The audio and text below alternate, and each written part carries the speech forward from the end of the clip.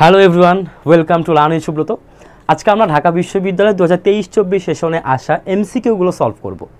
এটি সলভ করার জন্য আমি বাজারে বেশ কয়েকটি বইকে আমি সাপোর্ট হিসেবে নিয়েছি।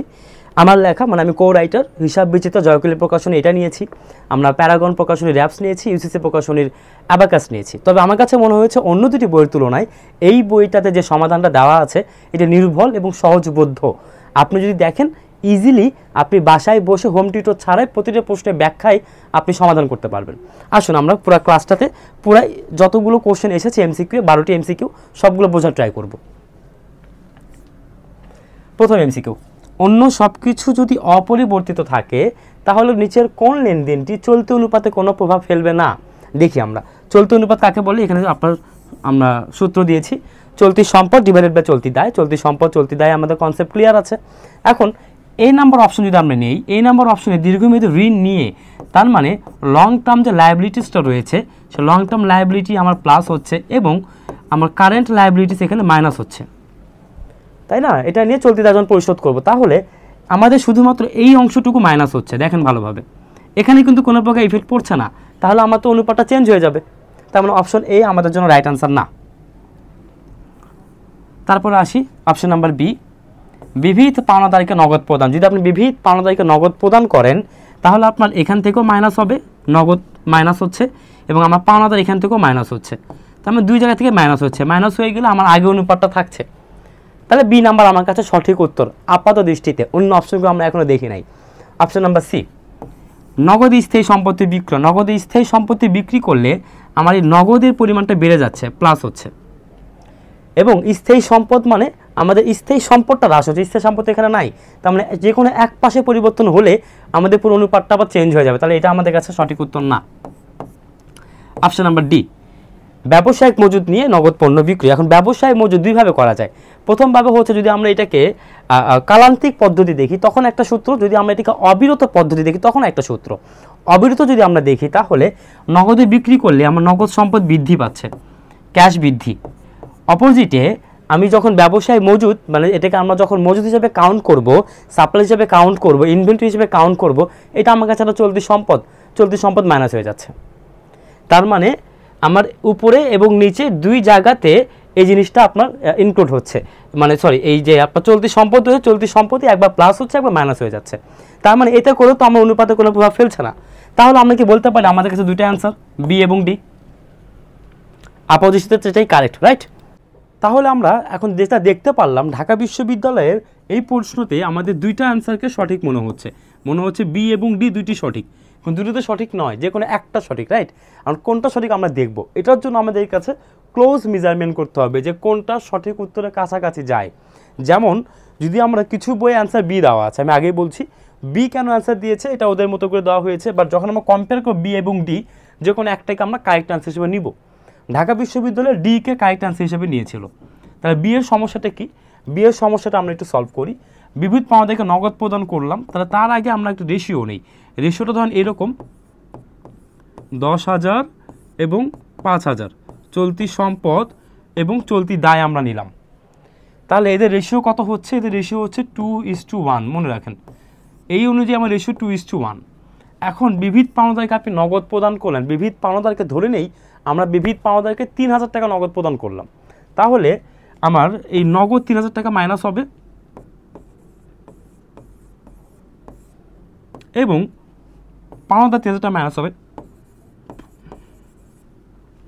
রেশিও কি দাঁড়াচ্ছে? উপরে 7,000, নিচে দাঁড়াচ্ছে 2,000। যদি আমরা ভাগ করে দিই তাহলে দাঁড়াচ্ছে 3.5:1। এখন আপনি বলেন এই যে 3.5:1 এবং 2:1 এই দুটো কি এক জিনিস? না। তার মানে এই বি নাম্বার দ্বারা সব সময় কি অনুপাত এক থাকে না। তাহলে সঠিক উত্তরটা কি ডি। কেন ডি? ডিতে আমাদের ব্যবসায় মজুদ, নগদে পণ্য বিক্রি করলেন, নগদ টাকা আসলো, মজুদ কমে গেল। তার মানে যদি আমরা এই রেশিওতে থাকি, 10,000 রেশিওতে যদি থাকি, তখন 3,000 টাকা পণ্য কিনেছেন, তাহলে 3,000 প্লাস 3,000 মাইনাস 10, তো 10ই থেকে গেল এবং 10/5 আগের যে অ্যান্সার ওটাই থাকবে। যে কোনো রেশিওতে এটা applicable. That's why correct answer হচ্ছে আমার কাছে ডি। আসলে আমরা বুঝতে পেরেছি খুবই কমপ্লেক্স একটা অ্যান্সার কোশ্চেন। এটা বিভিন্ন জায়গাতে, আমি আবারও বলছি, বিভিন্ন বইয়ে ভ্রান্ত ধারণা দেওয়া আছে, এই জন্য সঠিকটা জানার চেষ্টা করবো আমরা। ওকে,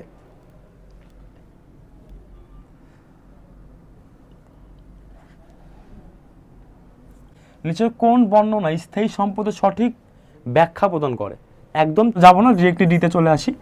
স্থায়ী সম্পদে আয়ুষ্কাল দীর্ঘ হবে, ভবিষ্যতে আর্থিক মূল্য থাকবে, পুনরায় বিক্রয় করার উদ্দেশ্যে কিনি না। যদি পুনরায় বিক্রি করার উদ্দেশ্যে কিনতাম তাহলে তো এটার নাম হতো ক্রয় হিসাব, সম্পত্তি হিসাব তো হতো না।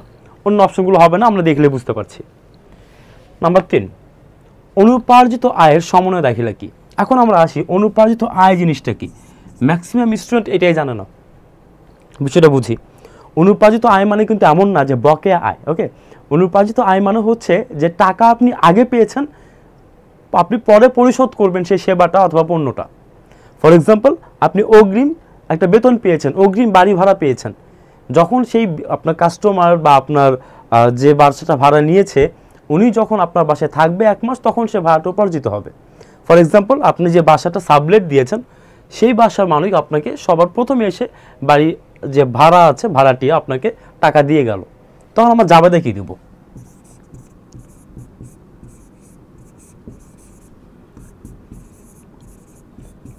নগদান হিসাব ডেবিট এবং অনুপার্জিত আয় হিসাব ক্রেডিট। মনে রাখবো কেন? কারণ সে আপনাকে 1 তারিখে এসে বাড়ি ভাড়া দিয়ে গিয়েছে, সে কি 30 দিন থেকেছে? থাকে নাই। 30 দিন থাকলে তার এই টাকাটা হালাল হবে, এর আগ পর্যন্ত এই টাকাটা আপনার কাছে দায়, তাই তো বিষয়টা। দ্যাটস আমার কাছে দায় বৃদ্ধি, নগদ বৃদ্ধি, এটা হলো অনুপার্জিত আয়ের জাবেদা। এখন এখানে চাইছে এটা সমন্বয় দাখিলা। সমন্বয় দাখিলা মানে কি? যখন মাসটা শেষ হয়ে যাবে 30 তারিখে, তখন তো এটা তার পুরোপুরিভাবে হালাল হয়ে গেল, টাকা উসুল হয়ে গেল বাংলা ভাষায়। তখন আমরা যে জাবেদাটা দিব সেটাকে বলা হবে সমন্বয় দাখিলা। জাবেদাটা তখন কি হবে? তখন আমাদের কাছে জাবেদা হবে, এই দায়টা কমে গেল,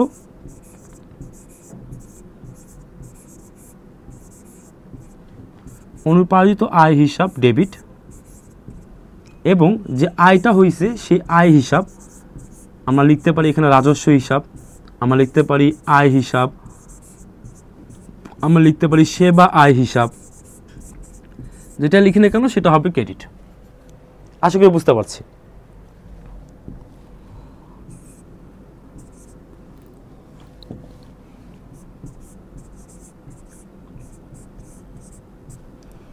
এখন দেখেন, এইটা হলো আমার সমন্বয় দাখিলা, তার আমার এটার ইফেক্টটা লাগবে যে এটার ইফেক্টটা কি পড়েছে। তাহলে অনুপার্জিত আয় হিসাব, এই হিসাবকে ডেবিট হয়েছে, তার মানে কি? তার মানে হচ্ছে আমরা দ্বারা আমার দায় কমে গিয়েছে। দায় হ্রাস কোথায়? দায় হ্রাস এখানে, দায় হ্রাস এখানে, তার মানে আমার অ্যান্সার হবে এই দুটার মধ্যে একটা। আর কি হয়েছে? রাজস্ব বৃদ্ধি। রাজস্ব বৃদ্ধি মানে আয় হয়েছে। আয় হলে কি হয়? এই যে আয় বৃদ্ধি দেওয়া আছে এখানে, তাহলে আমরা দেখি আমাদের অ্যান্সার হচ্ছে আয় বৃদ্ধি হয়েছে। ঠিক আছে, এখানে আছে আয় হ্রাস, এখানে আছে আয় বৃদ্ধি, তার মানে A will be the answer, the correct answer. Hopefully আমরা বুঝতে পারছি।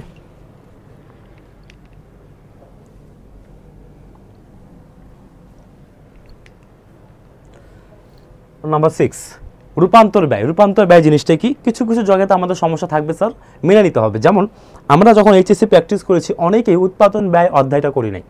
উৎপাদন ব্যয় যে অধ্যায়টা রয়েছে সেই অধ্যায়টা আমাদের রূপান্তর ব্যয়গুলোকে ক্লিয়ারলি বা জাস্টিফাই করা আছে, দেখানো আছে। যেমন আমরা যদি ব্যয়গুলোকে ভাগ করি আমরা কয়েকটা রকমের ব্যয় পেয়ে যাই।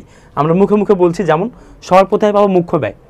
কাঁচামাল, ব্যবহৃত কাঁচামাল যোগ বিয়োগ করে অন্যান্য প্রত্যক্ষ খরচ যোগ করলে পেয়ে গেলাম মুখ্য ব্যয়। নাম্বার 2, এরপর আমরা কারখানার উপরে ব্যয় যোগ করবো, কারখানার উপরে ব্যয় যোগ করলে আমরা পেয়ে যাবো উৎপাদন ব্যয়। নাম্বার 3, এর সাথে আমরা সম্পূর্ণ, অসম্পূর্ণ, এই যে আধা সম্পূর্ণ পণ্য রয়েছে এ সকল পণ্যের প্রারম্ভিক সমাপনী যোগ করলে আমরা পেয়ে যাবো উৎপাদিত দ্রব্যের ব্যয়। ঠিক আছে, এভাবে আমাদের লিস্টিং বাই লিস্টিং চলবে। এরপর এর সাথে আমরা যদি কোনো প্রকার অফিস ও প্রশাসনিক খরচ যোগ করি তখন আমরা পেয়ে যাবো মোট ব্যয়। মোট ব্যয়ের সাথে আমরা মুনাফা যোগ করলে পেয়ে যাবো বিক্রয় মূল্য। ঠিক আছে, বিক্রিত পণ্যের কনসেপ্ট আমি এখানে আনি না, আমি শুধুমাত্র উৎপাদন ব্যয়ের কনসেপ্টটা আপনাদেরকে বুঝাইছি। এখন এই যে উৎপাদন ব্যয়টা, এই উৎপাদন ব্যয়টাই অ্যাকচুয়ালি রূপান্তর ব্যয়। কিন্তু এই উৎপাদন ব্যয় কী কী জিনিস আসে আমি একবার একটু লিখে দিই। উৎপাদন ব্যয় আসবে আমার কাঁচামাল,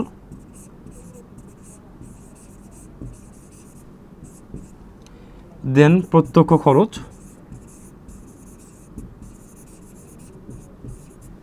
এতটুকু যোগ করলে আমরা পেয়ে যাব মুখ্য ব্যয়। মনে রাখবো এই মুখ্য ব্যয় যোগ করব হচ্ছে আমরা কারখানা উপরি ব্যয়, কারখানার সংশ্লিষ্ট সকল খরচ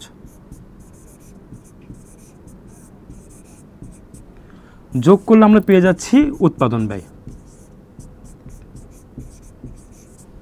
খুব রিপিটেডলি আসা একটা এমসিকিউ, এটা এর আগে বহুবার আসছে।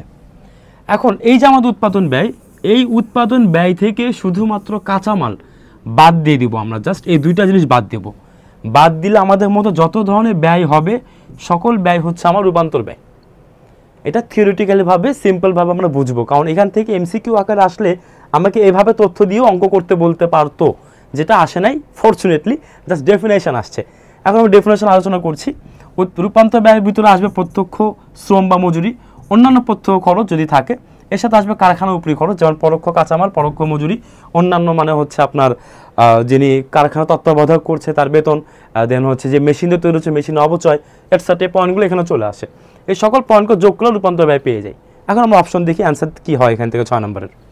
সি হচ্ছে না, প্রত্যক্ষ শ্রম, কারখানা সকল উপরি খরচ, কাঁচামাল আসবে না, দ্রব্য তৈরি কাঁচামাল ভিতরে কাঁচামাল ইনক্লুড থাকে, দ্যাটস ওয়াই আসবে না, কাঁচামাল আছে এটাও আসবে না। ওকে, হোপফুলি আমরা বুঝতে পেরেছি।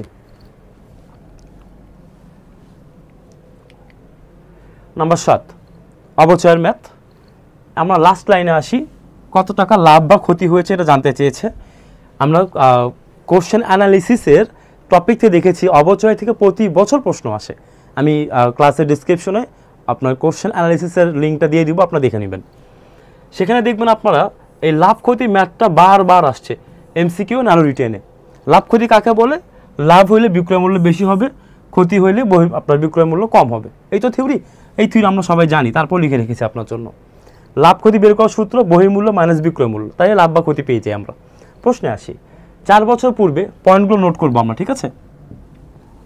4 বছর পূর্বে, তার মানে ইয়ার, নিট ইয়ার হচ্ছে 4 বছর। ঝিলমিল টেলার্স 5 লক্ষ টাকা ব্যয়ে একটি অফিস সরঞ্জাম ক্রয় করে, তার মানে এটা হচ্ছে তার কাছে পিপি, পারচেস প্রাইস। একটু অফিস সরঞ্জাম ক্রয় করে যার 10 বছর আয়ুষ্কাল থাকে, এটা হচ্ছে তার হচ্ছে আয়ুষ্কাল, তার মানে হচ্ছে টোটাল টার্মস অফ ইয়ার, ঠিক আছে? টোটাল ইয়ার্স, আয়ুষ্কাল হচ্ছে 10 বছর। আয়ুষ্কাল শেষে ভগ্নাবশেষ মূল্য মানে স্ক্র্যাপ ভ্যালু, স্ক্র্যাপ ভ্যালু বলে স্ক্র্যাপ প্রাইস বলি, এটা হচ্ছে আমার 50,000, মানে বাজার বিক্রি করলে 50,000 টাকা পাওয়া যাবে। এখন আসি সরলরৈখিক পদ্ধতিতে অবচয় নির্ণয় করি। সরলরৈখিক পদ্ধতিতে আমার ভগ্নাবশেষ মূল্য মাইনাস করে নিয়ে অবচয় দাঁড় করতে হয়।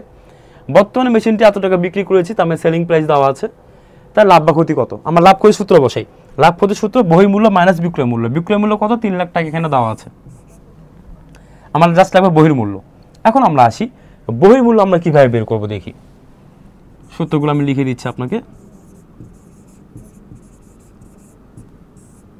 বহির্মূল্য, বহির্মূল্য কিভাবে বের করব আমরা? বহির্মূল্য বের করব হচ্ছে ক্রয় মূল্য বিয়োগ পুঞ্জীভূত অবচয়। ক্রয় মূল্য বিয়োগ পুঞ্জীভূত অবচয়। ক্রয় মূল্য তো আমার এখানে দেওয়া আছে, আমরা ক্রয় মূল্য পেয়েছি, এখান থেকে পুঞ্জীভূত অবচয়টা বের করে নিয়ে আসতে হবে। এখন প্রশ্ন হচ্ছে এই যে পুঞ্জীভূত অবচয় বের করার জন্য আমাকে বার্ষিক অবচয় জানতে হবে। এই ক্যালকুলেশনগুলো আমরা চাইলে মুখে মুখে করে ফেলবো, ঠিক আছে? যেমন বার্ষিক অবচয় কীভাবে বের করি? Total purchase price minus scrap value divided by number of years, মানে আয়ুষ্কাল। ক্রয় মূল্য বিয়োগ ভগ্নাবশেষ মূল্য ডিভাইডেড বাই আয়ুষ্কাল। ওকে, ক্রয় মূল্য কত? ক্রয় মূল্য 5,50,000, স্ক্র্যাপ ভ্যালু 50,000 টাকা, ক্রয় মূল্য ডিভাইডেড বাই আয়ুষ্কাল। আয়ুষ্কাল হচ্ছে আমার 10 বছর, তাহলে এখানে হচ্ছে 5 লাখ, তাহলে 50,000 টাকা আমার বার্ষিক অবচয়, ঠিক আছে? 50,000 টাকা যদি আমার 1 বছর অবচয় হয়, আমার লাগবে পুঞ্জীভূত অবচয়। মেশিনটি কত বছর ব্যবহার করেছি? টোটাল নাম্বার অফ নিট ইয়ার যেটা ব্যবহার করেছি সেটা হচ্ছে আমার 4 বছর। তাহলে 1 বছর যদি হয় 50,000 টাকা, 4 বছর হবে 50, 50 অ্যান্ড 50, 50, 2 লক্ষ টাকা। তাহলে 2 লক্ষ টাকা আমার পুঞ্জীভূত অবচয়। মেশিনের ক্রয় মূল্য 5,50,000 টাকা, তাহলে বহির্মূল্য কত দাঁড়াচ্ছে? 3,50,000 টাকা। আসলে এখানে 3,50,000 টাকা থেকে আমরা বহির্মূল্য লিখে দিলাম 3,50,000 এবং বিক্রয় মূল্য 3 লক্ষ টাকা। এখন আমরা আসি বহির্মূল্য যদি বিক্রয় মূল্য থেকে বেশি হয় তখন আমাদের কাছে ক্ষতি হয়, দ্যাটস ওয়াই আমরা ক্ষতির সূত্র বের করেছি। 50,000 টাকা ক্ষতি, এ নাম্বার হচ্ছে অ্যান্সার। আশা করি বুঝছি আমরা। নেক্সটে আসি,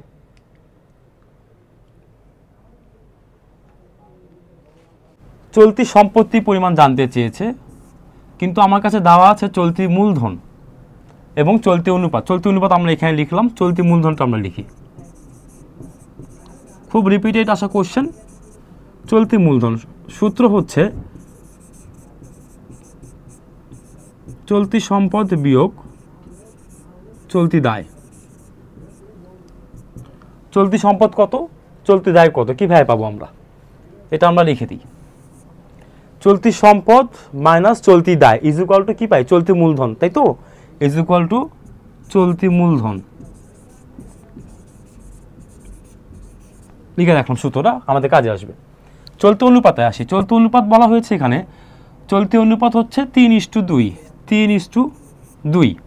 তার মানে আমরা কি বলতে পারি না চলতি সম্পদ 3 এবং চলতি দায় 2? চলতি সম্পদ 3, চলতি দায় 2। যদি আমরা এইভাবে লিখি চলতি সম্পদ 3 বিয়োগ চলতি দায় 2 ইজ ইকুয়াল টু চলতি মূলধন, টাকার পরিমাণ হচ্ছে 1,80,000 টাকা। অতএব 1 সমান সমান 1,80,000। 1 মানে হচ্ছে 1 ইউনিট। ওকে, এখন যদি বলা হয় আমার চলতি সম্পদ কত, তাহলে চলতি সম্পদ আমরা কত বের করেছি? চলতি সম্পদ আমরা বের করেছি 3, তাহলে 1,80,000কে 3 দ্বারা গুণ করব। যদি বলা চলতি দায় কত, তখন আমরা এটাকে 2 দ্বারা গুণ করতাম। উত্তর কি চাইছে? উত্তর চাইছে চলতি সম্পদ। চলতি সম্পদ হচ্ছে আমার 3, তাহলে 3 দিয়ে গুণ করবো। 3 18 দিয়ে 3 বার আমরা জাস্ট গুণ করবো। নর্মালভাবে ক্যালকুলেশন করে নেবেন আপনি, ইন্টু 3। দেখেন পুরো ম্যাথ আমরা করব না। 3 8 কত হয়? 24। 24 মানে কি 4, ইউনিট ডিজিট 4 কোথায় আছে? এখানে আছে। আর কোথাও কি আছে? নাই। তাহলে এটাই হচ্ছে আমার কাছে অ্যান্সার। ঠিক আছে।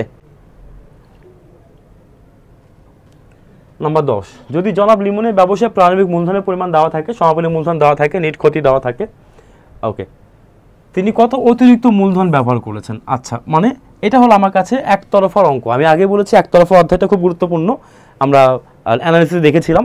সো একতরফার যে অধ্যায়টা রয়েছে, একতরফা অধ্যায় থেকে আসা কোশ্চেন এটি। আমরা জাস্ট এই একই বক্সের মাধ্যমে সকল অঙ্ক করতে পারবো। বক্সটা বসায় যাই। প্রারম্ভিক মূলধনের পরিমাণ 70,000 টাকা, সমাপনী মূলধন 1,30,000 টাকা, নিট ক্ষতি 40,000 টাকা, উত্তোলন 50,000 টাকা। তাহলে এটা কত? That's it. ক্যালকুলেশন করবো, চলে আসবে আমাদের। কত আসতেছে? 5 3 8 8 4 12, 2,20,000 টাকা। এটা এ পাশে লিখবো।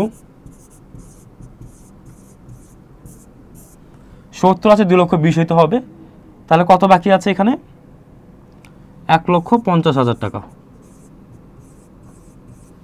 এটা হচ্ছে আমার অ্যান্সার। ওকে, একদম ক্লিয়ার।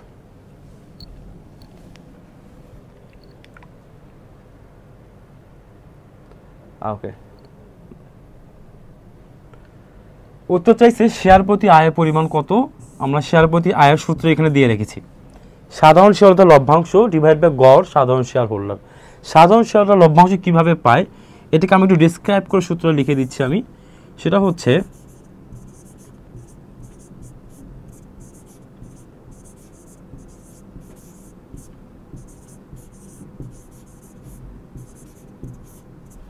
কর পরবর্তী মুনাফা মাইনাস করে দিব হচ্ছে আমাদের অগ্রাধিকার শেয়ারের লভ্যাংশ। কেন? আমরা জানি যে কোনো কোম্পানি যত ধরনের শেয়ার রয়েছে, সে সকল শেয়ার হোল্ডারের মধ্যে জিএস জেনারেল শেয়ার হোল্ডার লিখলাম বা অর্ডিনারি শেয়ার হোল্ডার লিখলাম, ঠিক আছে, জিএস অলওয়েজ। কর আমরা হচ্ছে যখনই লভ্যাংশ প্রদান করে থাকি, সবার প্রথমে আমরা অগ্রাধিকার শেয়ার লভ্যাংশ প্রদান করে থাকি, অতঃপর সব শেষে সাধারণ শেয়ার হোল্ডার লভ্যাংশ দিয়ে থাকি। বেসিক নিয়ম আমরা জানি। তাহলে আমরা একটু এটা মুখে মুখে মেন্টালি সলভ করার ট্রাই করি। একটি কোম্পানির কর পূর্ব, বুঝে রাখেন, কর পূর্ব মুনাফা 7 লাখ, আমার লাগবে কি কর পরবর্তী, এবং এই যে আয়কর, করের পরিমাণ এত। তার মানে পূর্বে ছিল 7 লাখ এবং কর দিতে হবে 2,10,000। তাহলে 7 লাখ থেকে 2,10,000 মাইনাস করলে তো কর পরবর্তী পেয়ে যাবো, তাই না ব্যাপারটা? এই দুটা মাইনাস করি, মাইনাস করলে আমরা পেয়ে যাচ্ছি 4,90,000। ওকে, 4,90,000। অজ্ঞাত শেয়ারের উপরে 50,000 টাকা লভ্যাংশ দেওয়া হয়েছে। 50,000 টাকা লভ্যাংশ দিলাম। ডিবেঞ্চারের উপরে সুদ, এটা আলাদা বিষয়, এটা আমাদের দায়ের সুদ। 1 লক্ষ টাকা সাধারণ শেয়ার কত? 1 লাখ। এই তো হয়ে গেল অঙ্ক। এখন আমরা অঙ্কটা জাস্ট করে ফেলবো। তাহলে এখানে লিখে দিচ্ছি 4,90,000 থেকে 50 বিয়োগ করে থাকে 4,40,000 টাকা, 1 লক্ষ টাকা। 1 2 3 4 5, 5টা শূন্য হওয়ার কারণে 1 2 3 4 5, 5 ঘর আগে দশমিক বসবে। এটা হলো আমাদের বেসিক ম্যাথের নিয়ম। নিচে যে কটা শূন্য থাকে উপরে সে ঘর আগের একটা দশমিক দিয়ে দিই, তাহলে অ্যান্সার 4.4। এটা হচ্ছে অ্যান্সার। ওকে, হোপফুলি আমরা বুঝতে পারলাম। নেক্সট ফর দ্য লাস্ট, কোনটি বিলম্ব পর্যন্ত মুনাফা খরচ? দেখেন এটাই কিছু অ্যান্সার করা হয়েছে। এখন প্রশ্ন হচ্ছে যদি অগ্রিম ভাড়া অ্যান্সার হয় তাই প্রাথমিক খরচ কেন অ্যান্সার নয় ভাই? ঠিক আছে না বিষয়টা? দুটোই তো হওয়া উচিত। উত্তর চাইছে বিলম্বিত। বিলম্বিত মানে কি? যেটা বিলম্বে শেষ হয়। এবছর ব্যবহার করেছেন, 2 বছর 3 বছর 4 বছর 5 বছর পরে আপনি গিয়ে এটা সমাধান করলেন বা ইউজ করলেন, বিলম্বে শেষ হতে বিলম্বিত, তাই না বিষয়টা? তার মানে আমার কাছে যে কোনো একটা অ্যান্সার হইতে পারে। দুটোই যুক্তি আছে। এখন কথা হচ্ছে অগ্রিম ভাড়াটা ম্যাক্সিমাম 1 ইয়ার্স বা 1 ফিসকাল ইয়ার্স, 1 অর্থ বছর বা 2 কার্য বছর অর্থ বছরের মধ্যে শেষ হবে। কিন্তু প্রাথমিক খরচ 3 থেকে 5 অর্থ বছরে গিয়ে শেষ হয়। কোনটা বেশি বিলম্ব নেয়? প্রাথমিক খরচ। দ্যাটস ওয়াই এটার অ্যান্সারটাও হবে প্রাথমিক খরচ। এটা হবে অ্যান্সার। ঠিক আছে, আপনাদের হিসাব বিচিত্রার বইটা ঠিক করা আছে, আপনারা ভাবে করে দেখে নিতে পারেন। কালান্তিক মজুত পদ্ধতিতে একটি পণ্য বিক্রয়কারী কোম্পানি ক্ষতি আর নিচের কোন হিসাবটি থাকে না? এইটা প্রশ্নটা করার আগে আমি আবার বলে নিব, আমার এই ইউটিউব চ্যানেলে কালান্তিক মজুত, নিত্য মজুত, অবিরত মজুত, এই সকল মজুত নিয়ে কনফিউশন দূর করার জন্য আমি একটা ভিডিও আপলোড করেছি। অবশ্যই ভিডিওটা আপনারা দেখবেন। ভিডিওটাতে আপনি বুঝতে পারবেন কোনটা কোন ধরনের মজুত এবং কোন হিসাবে কি আমরা ইনক্লুড করি কি ইনক্লুড করি না। আপাতত এই কোশ্চেনে আমরা অ্যান্সারটি কি বলেছে, কালান্তিক মজুত পদ্ধতিতে কোন হিসাব থাকে না। তাহলে আমরা একটু দেখি, নিচে আমি ব্যাখ্যা দিয়ে দিয়েছি আপনার জন্য, আপনারা চাইলে এসএস নিতে পারেন। অবিরত পদ্ধতিতে সংরক্ষণ করা হয়, কালীনে করা হয় না। এই তো, এটাই তো আমার কোশ্চেনের অ্যান্সার, তাই না? কালীন মজুত পদ্ধতিতে করা হয় না কোন হিসাব? সমাপনী পণ্য, বিক্রিত পণ্যের ব্যয়, সমন্বিত ক্রয়। অপশন দেখি, বিক্রিত পণ্যের ব্যয় আছে আমার কাছে, তাহলে বি নাম্বার হচ্ছে অ্যান্সার। ঠিক আছে, আশা করি বুঝতে পেরেছেন আপনারা সবাই। তো ধন্যবাদ আপনাদের সবাইকে সাথে থাকার জন্য। আমরা চেষ্টা করব এই ক্লাসে, আমার এই চ্যানেলে প্রতিনিয়ত আমি ভিডিওগুলো আপলোড করব। ঢাকা বিশ্ববিদ্যালয়ের প্রশ্ন সমাধান শেষ করে আমরা গুচ্ছ দিব, গুচ্ছ শেষ হয়ে রাজশাহী বিশ্ববিদ্যালয় দিব, জাহাঙ্গীর দিব, জাহাঙ্গীর বিশ্ববিদ্যালয় দিব। তারপরে এসে আমরা চ্যাপ্টার ওয়াইজ ক্লাসগুলো নিব। সো আশা করি আপনারা আমার সাথে লায়ন উইথ সুব্রতর সাথে থাকবেন, শিখতে থাকবেন এবং ঢাকা বিশ্ববিদ্যালয় নিজের প্রস্তুতিকে আরও শানিত করবেন। ধন্যবাদ সবাইকে।